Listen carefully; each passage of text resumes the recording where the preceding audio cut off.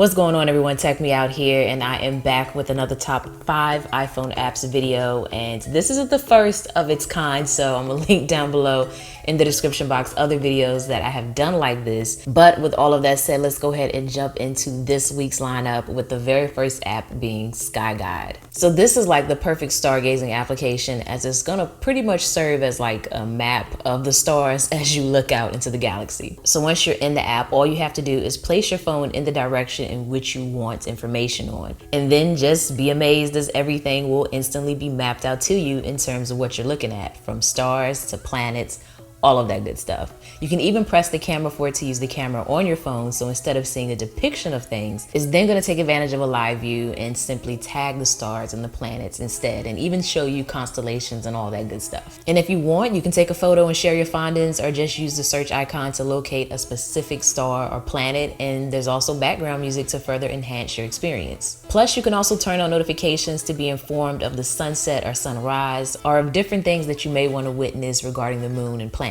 I've used this app before in the past and deleted it off of my phone, but I actually put it back on it when I was at a cookout with my family. We were stargazing and we're like guessing the stars in which we were looking at, and I remembered like there's an app that actually solves this mystery for us. Downloaded it on the spot, and we were just all blown away, myself included, to just see it in action and, you know, have these stars identified that we were once curious about. So if you're into the same thing, it's definitely worth checking out. Now, my next app is a simple time converter widget that's going to help you stay on top of different time zones across the world. But I like using this when I travel because I will oftentimes forget like what time it is in other areas of the world, and I really don't want to hit somebody up too late or too early. And there are also times when I need to schedule like a meeting and I want to check on what time it will be in that area of the world of the person I'm communicating with. It's something like this that helps me get the answer to that question without having to go to Google or anything else. So all you have to do is add the time zones in which you want, and then add the widget to your widget view. I can't think of the name of that area right now. It escapes me, but nonetheless, add it there, and then you can swipe to it at any time in which you need,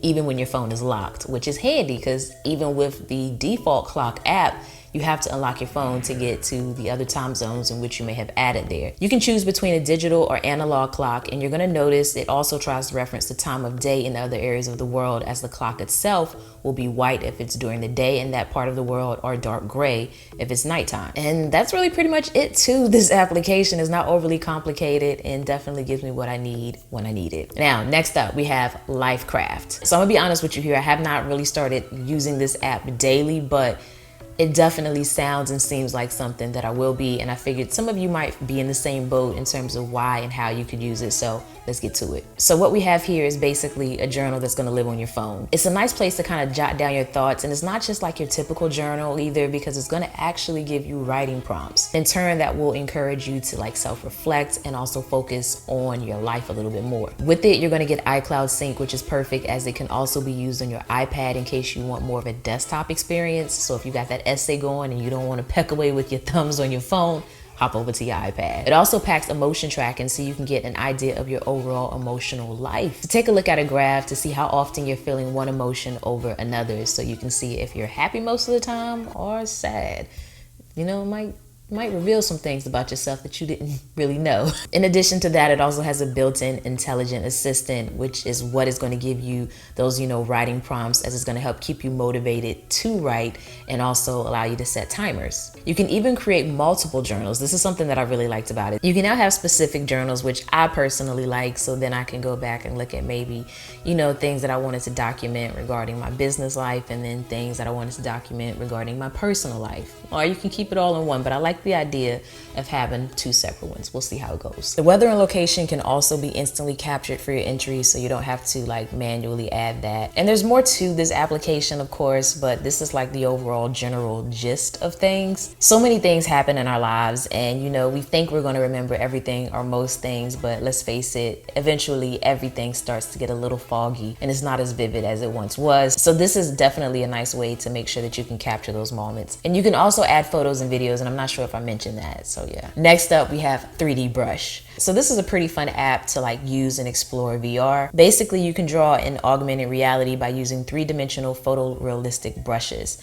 So you can write something in the air or just draw random objects anywhere on anything. You have an assortment of brushes that can be used, and you can also adjust the size of these brushes and the distance that your drawing is from your camera. And from there, just draw what you would like with your finger on your screen. I found it pretty neat to see how well it mapped out whatever you drew, and you could just actually look at the object from multiple angles and really notice how it tries to adjust accordingly. It was kind of mind-blowing a little bit. And once you're ready, you can actually record your masterpiece or just capture a photo. Overall, I just thought it was kind of like a really cool and fun app to like just get interactive and creative. And lastly for you today, I have an app called Uni Char. And this is not one of those apps that some of us may use every day, but it's definitely going to be one of those that you're glad that you have when you need it. And that's because it's like the ultimate stop for Unicode. And if you're not familiar with Unicode, they're the little symbols like the copyright symbol. All those little black symbols that you can typically enter in line with your text when you can't add an image, that is what a Unicode basically is. So how it works is that you're basically going to search for what is needed